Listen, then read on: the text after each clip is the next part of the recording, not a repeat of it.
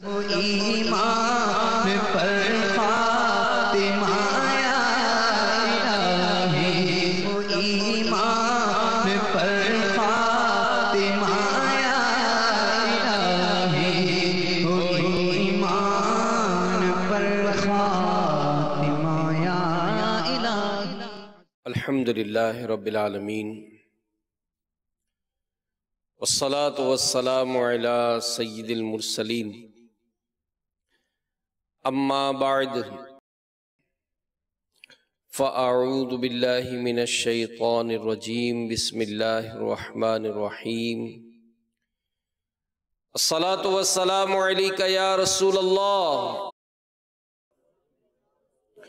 وعلی آلک وصحابک یا حبیب اللہ۔ الصلاة والسلام علیک یا نبی اللہ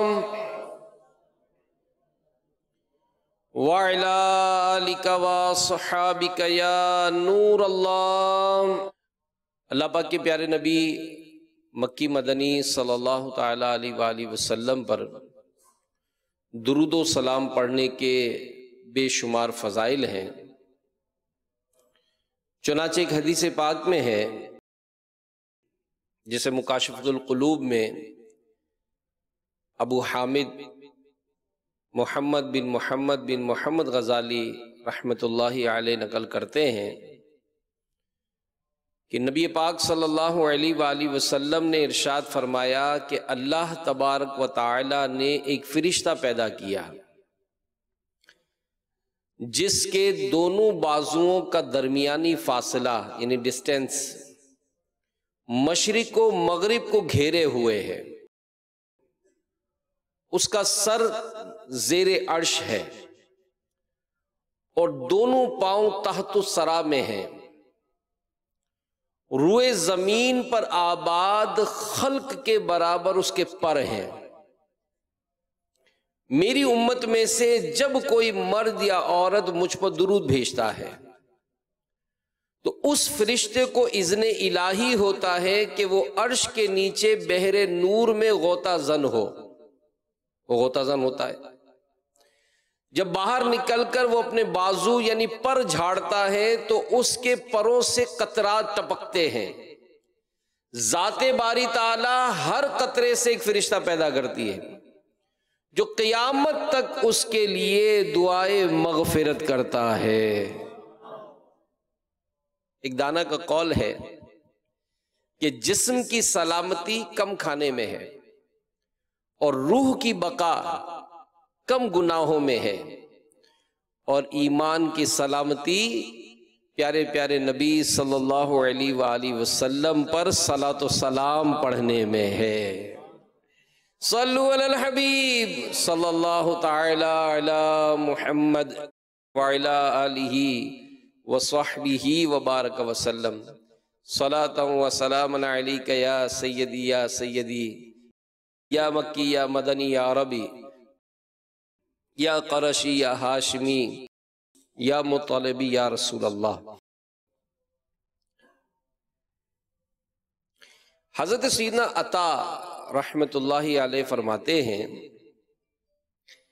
کہ ہم چند لوگ ایک مرتبہ باہر نکلے، ہم میں بوڑھے بھی تھے اور نوجوان بھی، جو فجر کی نماز عشاء کے وضو سے پڑھتے تھے، حتیٰ کہ طویل قیام کی وجہ سے ان کے پاؤں سوج گئے تھے اور آنکھیں یہ اندر کو دھنس چکی تھی، ان کی جلد کا چمڑا ہڈیوں سے مل گیا تھا اور رگیں باریک تاروں کی طرح نظر آتی تھی۔ ان کی حالت ایسی ہو گئی تھی کہ گویا ان کی جلد تربوز کا چھلکا ہو اور وہ قبروں سے نکل کر آ رہے ہیں۔ ہمارے درمیان یہ گفتگو چل رہی تھی کہ کس طرح اللہ تعالی اپنے عبادت گزار بندوں کو عزت بخشتا ہے، یعنی اس نے عزت بخشی، اور کس طرح نافرمانوں کو اس نے ذلیل و رسوا کیا۔ اب یہ گفتگو چل رہی تھی، انعام و اکرام کا تذکرہ ہو رہا تھا کہ رب تعالیٰ اپنے فرما برداروں کو، عبادت گزاروں کو، نمازیوں کو، روزہ داروں کو، و ماں باپ کے فرما برداروں کو، شرم و حیا کے پیکروں کو، تقوی پرہیزگاری والوں کو، حلال روزی کمانے والوں کو، واٹ ایور جو بھی نیکی کے کام ہیں، وہ کام کرنے والوں کو اللہ تعالیٰ نے کیسے کیسے انعامات عطا فرمائے ہیں۔ اور ساتھ میں یہ بھی تذکرہ ہوا کہ جن لوگوں نے رب تعالیٰ کی نافرمانیاں کی ہیں، بسا اوقات ان کے عذاب ظاہر ہو جاتے ہیں۔ بے نمازی، نماز جو نہیں پڑھتے، تو بسا اوقات ایسا بھی ہوا کہ جب ان کو قبروں میں رکھا جانے لگا تو قبر میں سانپ نکل آئے۔ قبر میں کسی سود خور کو دفن کیا، لیکن کچھ ہی دور آگے چلے تو جناب قبر میں سے دھوئیں نکلنے شروع ہوئے۔ کوئی ایسے ملاوٹ کرنے والے بھی گزرے کہ جن کی قبروں میں ان کو دفنایا گیا تو کافی عرصے تک ان کی قبر میں سے چیخ و پکار کی آوازیں آنے لگیں۔ یہ بسا اوقات عذاب ظاہر ہو جاتا ہے۔ تو ان لوگوں کا تذکرہ ہونے لگا کہ جن کو ان کی نافرمانیوں کے سبب جو ہے وہ مختلف سزاؤں کا سامنا کرنا پڑا۔ فرماتے ہیں کہ ابھی ہم یہ گفتگو کر ہی رہے تھے، اسی دوران ان میں سے ایک نوجوان بے ہوش ہو کر گر گیا۔ اس کے دوست اس کے گرد بیٹھ کر رونے لگے۔ سخت سردی کے باوجود اس کے ماتھے پر پسینہ آ رہا تھا۔ پانی لا کر اس کے چہرے پر چھڑکا تو اس کو کچھ افاقہ ہوا، وہ ہوش میں آیا۔ جب اس سے ماجرا پوچھا کہ سخت سردی کا عالم ہے اور تجھے اس جگہ پر ایسا کیا ہوا کہ تو بے ہوش ہو گیا اور تیرے چہرے سے پسینہ آنے لگا؟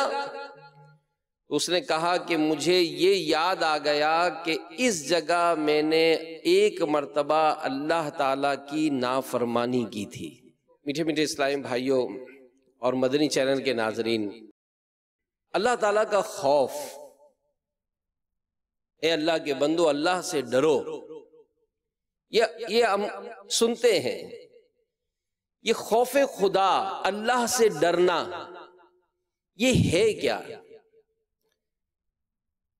یاد رکھیے کہ مطلقاً خوف سے مراد وہ قلبی کیفیت ہے، وہ دل کی وہ کیفیت ہے جو کسی ناپسندیدہ امر کے پیش آنے کی توقع کے سبب ہو۔ مثلا پھل کاٹ رہے ہیں، چھری تیز ہے، لیکن پھل کاٹتے کاٹتے یہ خوف ہوتا ہے کہ اگر دھیان نہیں ہوا تو کہیں ہاتھ نہ کٹ جائے۔ تو یہ جو کیفیت ہے نا، ہاتھ نہ کٹ جائے، یہ ہے خوف۔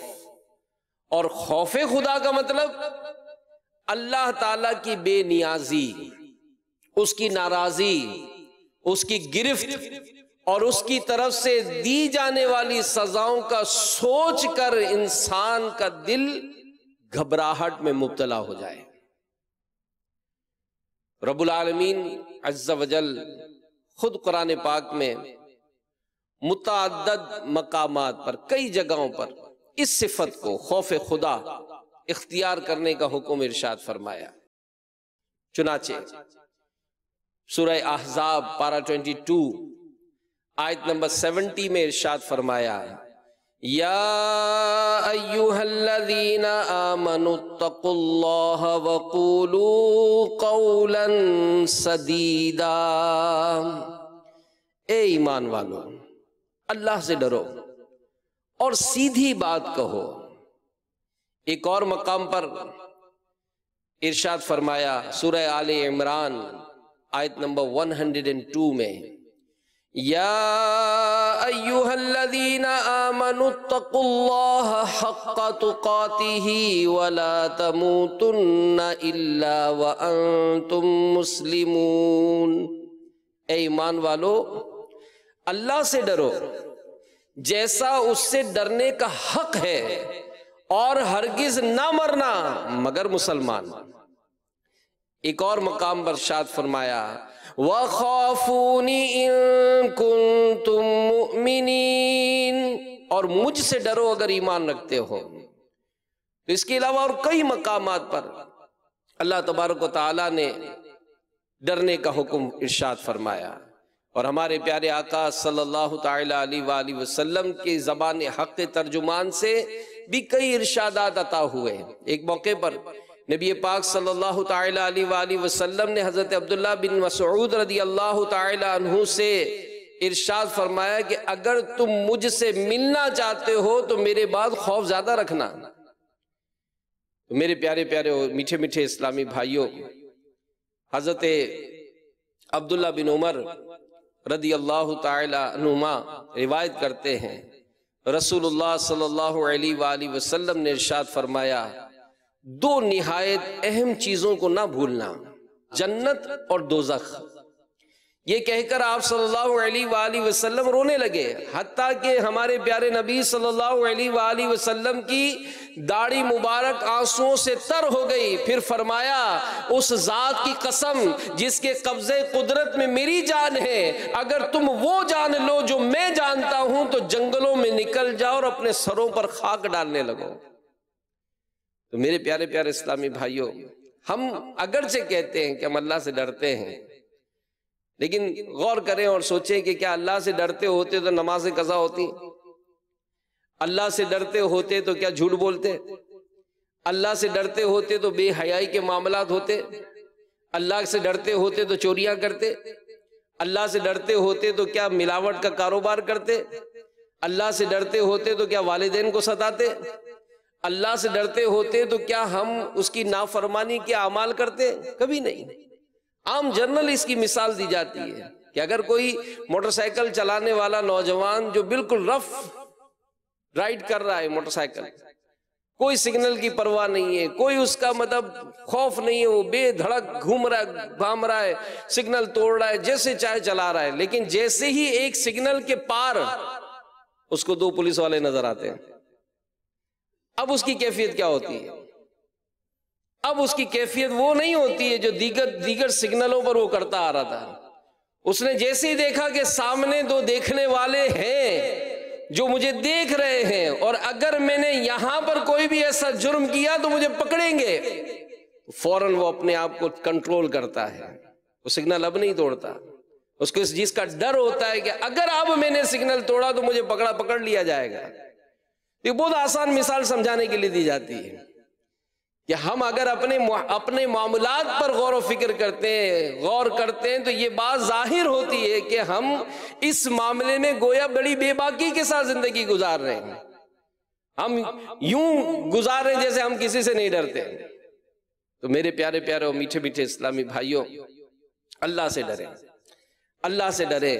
قرآن عظیم اور احادیث کریمہ کے ساتھ ساتھ ہمارے بزرگان دین رحمہم اللہ المبین، ان کے اقوال یہ بھی اس بارے میں تاکید کرتے تھے کہ اللہ سے ڈرو، اللہ سے ڈرو، کہ یہ ایک ایسی لگام ہے جو انسان کو گناہوں سے بچاتی ہے۔ ورنہ انسان اگر کمرے میں اکیلا بیٹھا ہو، پردے ڈلے ہوئے ہوں، کوئی اس کو دیکھنے والا نہیں، تو وہ بڑی بے باکی کے ساتھ وہ سارے معاملات کر رہا ہوتا ہے جو لوگوں کے سامنے نہیں کرتا ہے۔ تو اس وقت اس کے دل میں یہ بات کیوں پیدا نہیں ہوتا کہ میں ساری مخلوق سے تو چھپ گیا، مجھے یوں بظاہر کوئی دیکھنے والا نہیں، لیکن ایک ذات ایسی ہے جو اس وقت بھی مجھے دیکھ رہی ہے۔ ایک بزرگ کے بارے میں آتا ہے کہ وہ اپنے مرید سے بڑی محبت کرتے تھے، مرید سے بڑی محبت کرتے تھے، اور دیگر جو مریدین تھے وہ شکوا کرتے تھے کہ ہم بھی آپ کے مرید ہیں لیکن اس سے بڑی آپ محبت کرتے ہیں۔ تو آپ فرماتے یہ چیز ہی الگ ہے، اس کی سوچ ہی الگ ہے، یہ ذہن ہی اس کا الگ ہے، لیکن ان کی سمجھ میں نہیں آتا تھا۔ ایک دن پیر صاحب نے سمجھانے کے لیے چند مریدوں کو بلایا، اس کو بھی بلایا، سب کو ایک ایک پرندہ دیا اور کہا کہ یہ پرندہ لو، یہ چھری لو، اور ایسی جگہ جا کر اس کو ذبح کر کے آؤ جہاں کوئی نہ دیکھ رہا ہو۔ سب چلے گئے، وہ بھی لے کے چلا گیا۔ تھوڑی دیر ہوئی، سب پرندہ ذبح کر کے لے آئے، کہہ لیجیے پیر صاحب۔ تھوڑی دیر ہوئی، وہ نوجوان آیا، اس کے ہاتھ میں پرندہ زندہ ہی تھا، چھری لے کر آ رہا تھا۔ پوچھا کہ آپ لوگوں نے کر دیا؟ کہاں؟ کہ کسی نے دیکھا تو نہیں؟ کہا نہیں، کسی نے نہیں دیکھا۔ بھائی آپ نے پرندہ ذبح نہیں کیا؟ کہا حضرت میں تو گیا مختلف جگہوں پر، لیکن بظاہر یوں کوئی دیکھنے والا نہیں تھا، لیکن رب تو دیکھ رہا تھا۔ تو یہی سوچ کر کہ آپ نے تو یہی کہا تھا کہ کہیں ایسی جگہ جا کر ذبح کرنا کہ جہاں کوئی نہ دیکھ سکے، تو میں نے تو پوری جہاں جہاں گیا اس جگہ جا کر میں نے کوئی ایسا مقام ہی نہیں دیکھا جہاں رب نہ دیکھ رہا ہو۔ تو یہ وہ ایسی لگام ہے میرے پیارے اسلامی بھائیوں کہ جو انسان کو اگر یہ لگام ڈل جائے تو پھر وہ بہت ساری باتوں سے بچنے میں کامیاب ہو جاتا ہے۔ اللہ تعالی ہمیں اس پر عمل کرنے کی توفیق عطا فرمائے اور ہم اپنی زندگی کو شریعت و سنت کے مطابق گزارنے کی ایک کاش اس میں کامیاب ہو جائے۔ ایک صحابی رضی اللہ تعالیٰ عنہ حضور نبی پاک صلی اللہ علیہ وآلہ وسلم کی خدمت میں حاضر ہوئے، عرض کی یا رسول اللہ صلی اللہ علیہ وآلہ وسلم، جب میں مسلمان نہیں ہوا تھا، میں گناہ کرتا تھا، تو کیا اس وقت مجھے رب عز و جل دیکھ رہا ہوتا تھا؟ تو نبی پاک علیہ السلام نے فرمایا کہ ہاں، جب تو گناہ کرتا تھا تو رب تجھے دیکھ رہا ہوتا تھا۔ ان صحابی رضی اللہ تعالیٰ عنہ جب یہ سنا تو ان کے دل سے ایک بلند آواز سے چیخ نکلی، دھڑام سے گرے اور وہیں پر ان کا انتقال ہو گیا کہ میں نے جس وقت گناہ کیے میرا رب مجھے دیکھ رہا تھا۔ تو میرے پیارے پیارے اور میٹھے میٹھے اسلامی بھائیوں، ان چیزوں کو اگر نہیں اپنایا جاتا تو آپ دیکھیں کتنی بے باکی کا دور ہے۔ بے حیائی کے وہ کون سے ایسے معاملات ہیں جو آج کل کے دور میں نظر نہیں آتے؟ یعنی یوں بظاہر اگر ہمارے گھر میں کوئی ہمارے گھر کا پردہ ہٹا کر ہمارے گھر میں جھانکنا شروع کرے، یا اوپر سے کوئی برابر کی بلڈنگ والا نوجوان جو ہے وہ ہمارے گھر میں جھانک رہا ہو، جھگڑے ہو جاتے، جھگڑے ہوتے، یا شرم نہیں آتی؟ ہمارے گھر کی عورتوں کو تم دیکھتے ہو، یہ ہماری عام طور پر لڑائی ہو جائے اور ہمارے بچے کی شادی ہو رہی ہے تو ہم کیمرہ مین کو بلاتے ہیں ویڈیو بنانے کے لیے، کوئی آپ کا بیٹا بنا رہا ہے، بھائی بنا رہا ہے، وہی تو باہر کا آدمی ہے۔ بلکہ حیران کن منظر تو یہ ہوتا ہے کہ گھر کی ساری عورتیں اور وہ اکیلا مرد ہے باہر کا، گھر کا اب مرد ہی نہیں ہے ان کے درمیان، اور وہ بڑی آسانی کے ساتھ عورتوں میں گھوم پھر کر جس طرح سے بھی گھر کی عورتیں بیٹھی ہیں، جس انداز میں بھی ہیں، ان کی وہ فلمیں بنا رہے ہیں۔ اس وقت یہ غیرت کہاں جا رہی ہے؟ اس وقت یہ سوچ کیوں نہیں بن رہی کہ آج یہ دیکھنے والا بھی جو آیا ہے یہ بھی تو وہ ہے جو میرے گھر کا آدمی نہیں ہے، یہ گھر کی عورتوں کے ان انداز کو، اٹھنے بیٹھنے کے معاملات کو دیکھ رہا ہے جس پر میں تصور ہی نہیں کر سکتا کہ کوئی اس طرح نظر ڈالے۔ اور آج میری غیرت مر گئی کہ میں جناب اپنے گھر کی عورتوں کو ان کے پیچھے چھوڑ کر چلا گیا ہوں۔ تو میرے پیارے اسلامی بھائیوں، ان چیزوں کا چیک اینڈ بیلنس، کہ ان چیزوں کا جب احساس مر جاتا ہے تو انسان بہت ہی اس کو ایزی سمجھتا ہے۔ وہ ایزی سمجھتا ہے کہ جناب کسی نے جا کر تعارف کرایا کہ شی از مائی وائف، یہ میری بیوی ہے، اب وہ ہمارے سامنے ہی غیر مرد ہماری بیوی کے ساتھ ہاتھ ملا رہا ہے، اس کو مسکرا کر پوچھ رہا ہے ہاؤ آر یو، کیسی ہیں آپ؟ اور ہماری غیرت کو جوش نہیں آتا کہ یہ ہاتھ کس کے ہاتھ میں ہے، یہ ہاتھ کس کے ہاتھ میں ہے، یہ کون میری بیوی کو مسکرا کر دیکھ رہا ہے؟ بلکہ شرم و غیرت کا جنازہ ہی نکل گیا کہ اب تو گلے مل کر مبارکبادیں دی جاتی ہیں۔ آپ سوچیں کہاں جا رہے ہیں؟ اے مسلمانوں اللہ سے ڈرو، اے مسلمانوں اللہ سے ڈرو، اللہ سے ڈرو۔ یہ دنیا، اس میں ہمیں ایسے اعمال کرنے جس میں ہمیں اپنے رب کو راضی کرنا ہے، اور اگر یہی انداز رہا تو پھر ہم سوچیں کہ ہم اپنی جنریشن کو کیا میسج دے کر جا رہے ہیں، ہماری جنریشن کیا میسج لے رہی ہے، ہماری اٹھنے بیٹھنے کا جو انداز ہے، ہماری آپس کی جو گفتگو ہے، ہمارے بچے ہماری گفتگو سے کیا میسج لے رہے ہیں، ہم اپنے بچوں کے ساتھ جو ٹی وی اسکرین پر دیکھ رہے ہیں، ہمارے بچے ہم سے کیا میسج لے رہے ہیں، ہم اپنے سوشل میڈیا پر جو ویڈیوز دیکھ رہے ہیں اس سے ہمارے بچے کیا میسج لے رہے ہیں۔ اے مسلمانوں اللہ سے ڈرو۔ تو میرے پیارے پیارے اسلامی بھائیوں، مکاشفۃ القلوب میں امام غزالی رحمت اللہ علیہ، فقی ابو اللیث سمرقندی رحمت اللہ تعالی علیہ کے حوالے سے نقل کرتے ہیں کہ آپ نے فرمایا کہ 7 باتوں سے اللہ تعالیٰ کے خوف کا پتہ چل جاتا ہے. 7 باتیں ایسی ہیں 7 کہ جن کے ذریعے بندے کا پتہ چل جاتا ہے کہ اس کے اندر خوف خدا ہے یا نہیں ہے. چلے ہم بھی کچھ اس فارمولے پر عمل کرتے ہوئے کچھ اپنا محاسبہ کر لیں، کچھ ہم دیکھ لیں ہماری پوزیشن کیا ہے. آپ نے فرمایا کہ جو اللہ کا خوف رکھتا ہوگا نا، اس کی زبان غلط بیانی، غیبت، چغلی، تہمت، فضول بولنے سے بچی ہوگی، اور اللہ کا ذکر کرنے، تلاوت کلام پاک کرنے اور دینی علوم سیکھنے میں لگی ہوگی. اب آپ دیکھ لیں ہماری جو گیدرنگ ہے، آج ہی صبح سے لے کر اب تک کی جو گیدرنگ ہم کر کے آئے، بھلے نماز پڑھنے آئے، بھلے ہم نماز پڑھنے آئے، اس نماز پڑھنے کے آنے کے دوران ہمارا انداز کیا تھا؟ آپس کی گفتگو میں ہماری کسی کی دل آزاریاں کرتے آئے، غیبتیں کرتے آئے، تہمتیں لگاتے آئے، دل آزاریاں کرتے آئے، یا ہماری گفتگو اللہ کا ذکر کرتے ہوئے آ رہی تھی؟ ہماری بیٹھکیں کیا ہوتی ہیں؟ سوچے، جہاں 4-6 دوست بیٹھے ہوں، ان دوستوں میں جو سب سے کمزور ہوتا ہے اس کو ہدف تنقید بنایا جاتا ہے، اپنی جملوں سے، اس کے قد کاٹ سے. پیر میں اگر اس کا لنگڑا پن ہے تو لنگڑا کے کر اس کو ستاتے، کسی سبب سے آنکھ کی روشنی کم ہو گئی تو اندھا کہا جاتا ہے، کچھ سننے میں کم ہوا تو اس کو بہرا کہا جاتا ہے، اگر وہ غریب ہے تو اس کا اور انداز سے مذاق اڑایا جاتا ہے، اگر کسی نے کوئی ترقی کر لی تو اب اس کے متعلق جو ہے وہ غلط انداز سے سوچا جاتا ہے کہ پتہ نہیں کہاں سے مال آ رہا ہے، گاڑی آ گئے اس کے پاس، گھر آ گئے اس کے پاس. پھر آپ سوچیں، غور کریں کہ ہماری جو آپس کی، چاہے وہ گھر کی عورتیں کیوں نہ ہو، یہ گھر کی عورتیں بھی جو آپس میں بیٹھ کے گفتگو کرتی ہیں تو کیا ہے یہ؟ آپ سوچیں کتنوں کے دلوں کو توڑتی ہوں گی یہ.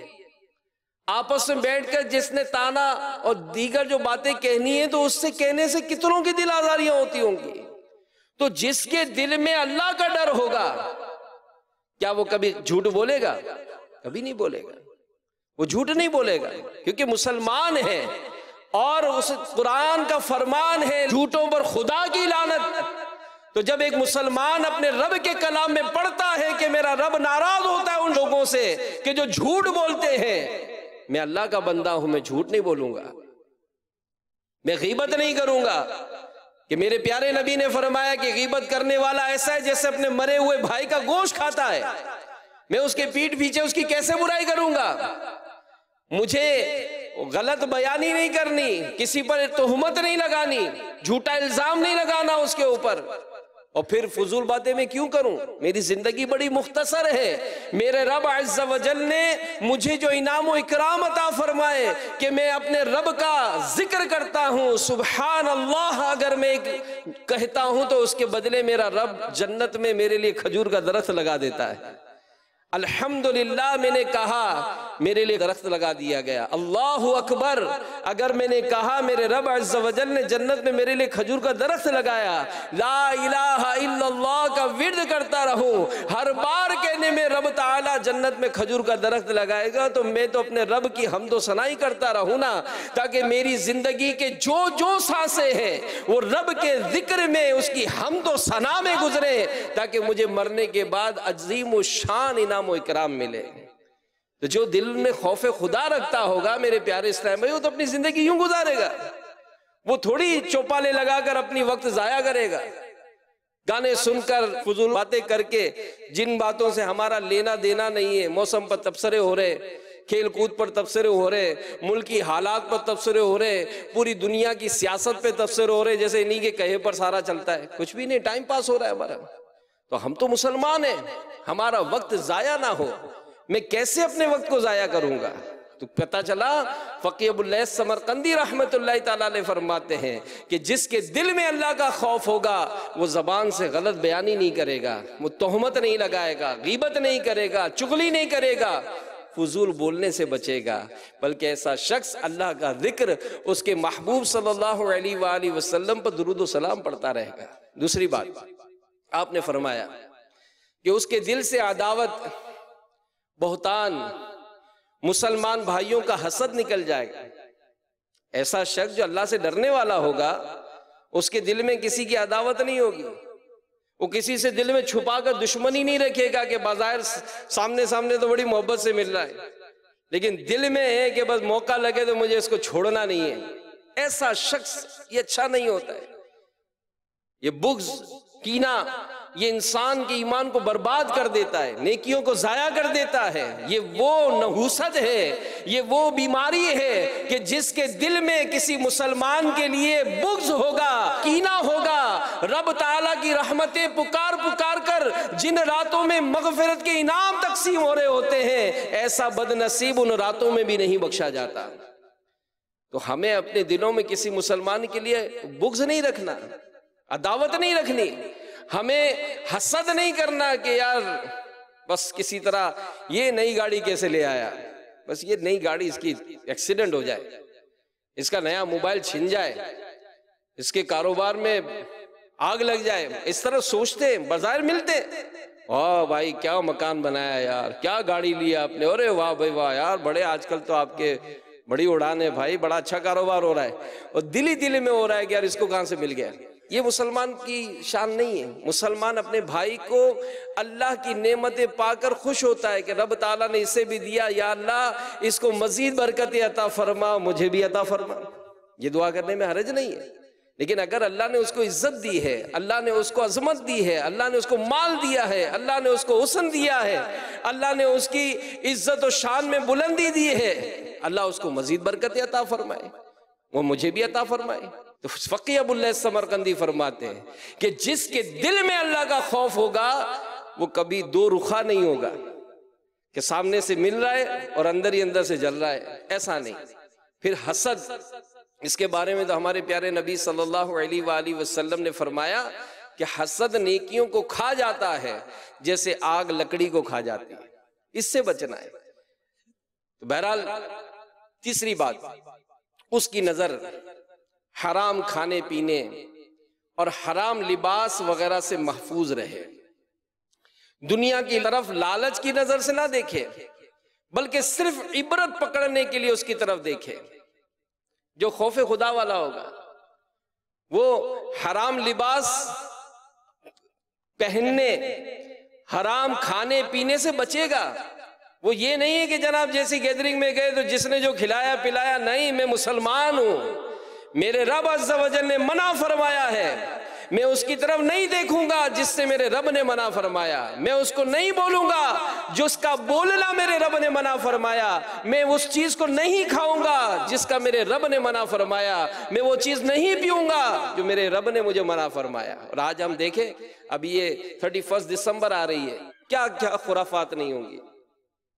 یہ آج کل کے نوجوان، بلکہ عام طور پر تو بڑی بڑی فیملیاں کیا کہیں گے، ان کو بری فیملیاں کہیں گے۔ جی ہاں، مسلمان کہلانے والے کیا اپنے گھروں میں شراب کی محفلیں رکھیں گے؟ مسلمان کہلانے والے کیا اپنے گھروں میں ڈانس پارٹیاں رکھیں گے؟ مسلمان کہلانے والے کیا اپنی بہو بیٹیوں کو سب کو بے حیا آپس میں گیدرنگ کر کے تالیاں اور ڈانس کریں گے؟ کیسے؟ رب تعالیٰ نے منع فرمایا، اب کیسے مسلمان کہلاتے ہیں؟ کیا آپ اپنے گھروں میں شراب منگوا رہے ہیں، شراب کی محفلیں لگا رہے ہیں؟ جی ہاں، یہ رات آنے والی ہے جس میں یہ خرافات قائم ہوں گی۔ اللہ ہمارے حال پر رحم و کرم فرمائے۔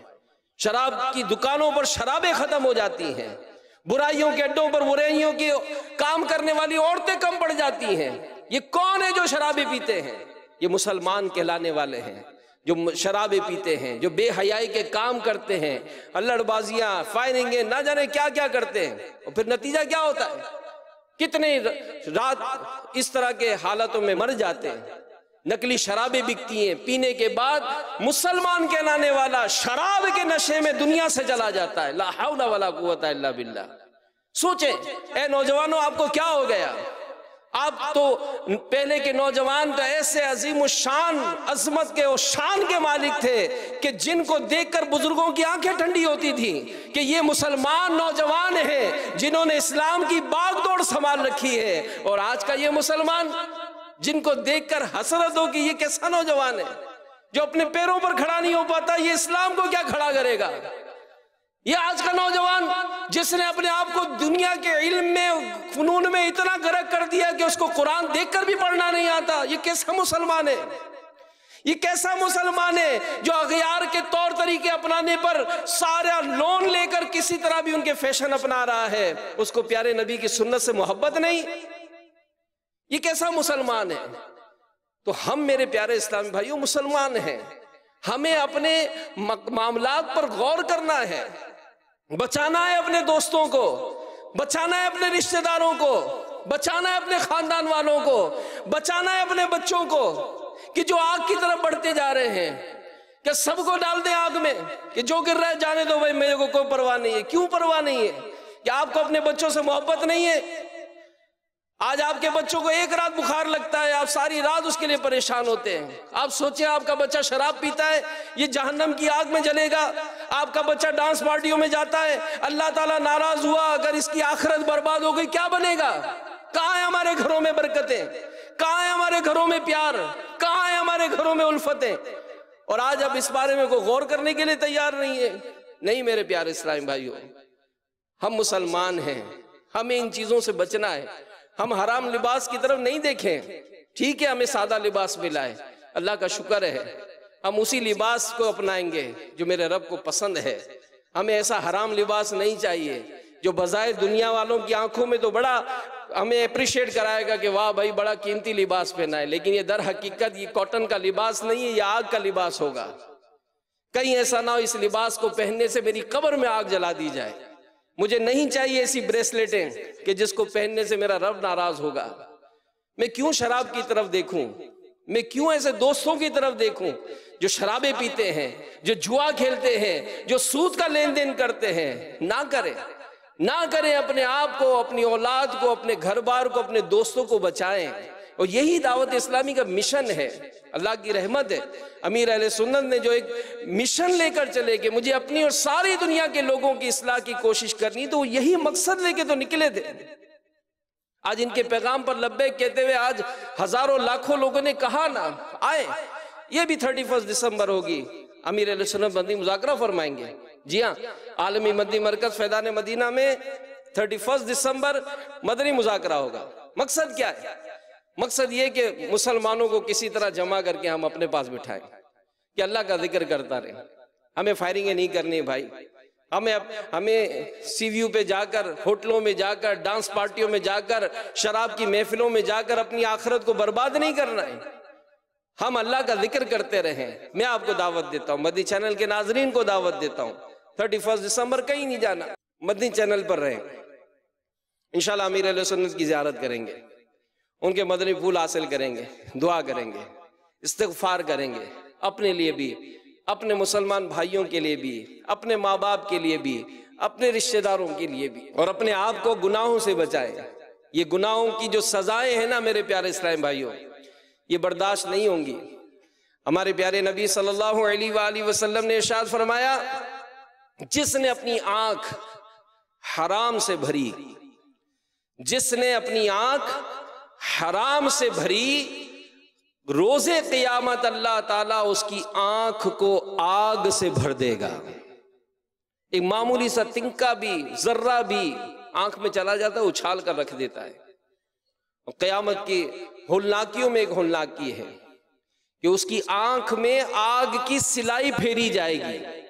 جیسے سرما لگاتے ہیں تو کیسی سلائی پھیرتے ہیں، تو علماء فرماتے ہیں کہ آگ کی سلائی پھیری جائے گی، وہ کوئی بھاگ نہیں سکیں گے، فرشتے ہوں گے جو پکڑ کر آگ کی سلائی کو پھیریں گے۔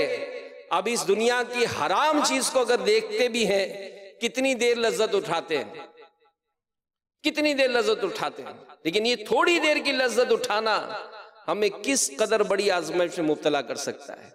تو اچھی گیدرنگ میں رہیں گے تو اچھا ہی دیکھیں گے۔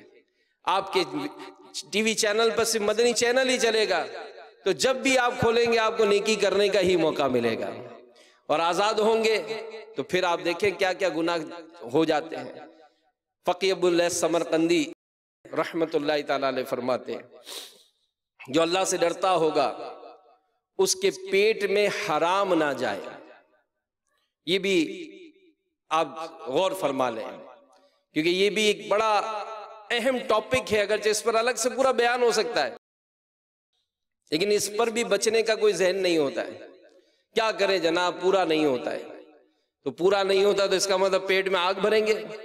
سنیے، اللہ کے پیارے نبی صلی اللہ علیہ وآلہ وسلم فرماتے ہیں بنی آدم کے پیٹ میں جب حرام کا لقمہ پڑا تو زمین و آسمان کا ہر فرشتہ اس پر لعنت کرے گا جب تک وہ لقمہ اس کے پیٹ میں رہے گا، اور اگر اسی حالت میں مرے گا تو اس کا ٹھکانہ جہنم ہوگا۔ کم کھاؤ، غم مت کھاؤ، کم کھاؤ، وہ کھاؤ اور وہ کھلاؤ اپنی اولاد کو جس سے آپ کو ریٹرن اچھا ملے گا۔ آپ اچھا کھلائیں گے، آپ کی اولاد آپ کے ساتھ اچھا سلوک کرے گی۔ اللہ ہمیں بھی حلال روزی نصیب فرمائے، اپنی اولاد کو بھی حلال کھلانے کی توفیق عطا فرمائے۔ پھر اسی طرح پانچویں بات، جانب حرام دست دراز نہ کرے، بلکہ حتی المقدور اس کا ہاتھ اطاعت الہی کی طرف بڑھے، نافرمانی کی طرف نہیں۔